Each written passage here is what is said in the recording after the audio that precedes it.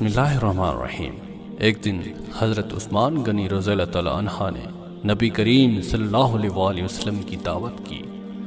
جب نبی کریم صلی اللہ علیہ وآلہ وسلم حضرت عثمان غنی رضی اللہ تعالیٰ عنہ کے گھر کی طرف تشریف لے جا رہے تھے تو حضرت عثمان غنی رضی اللہ تعالیٰ عنہ نے آپ صلی اللہ علیہ وآلہ وسلم کے پیچھے پیچھے چل رہے تھے اور آپ صلی اللہ علیہ وآلہ وسلم کے قدموں کی تعداد گن رہے تھے۔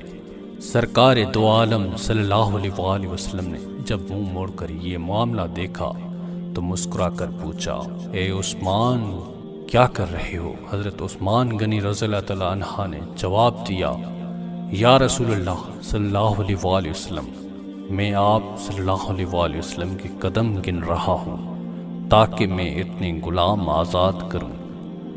دعوت ختم ہونے کے بعد حضرت عثمان غنی رضی اللہ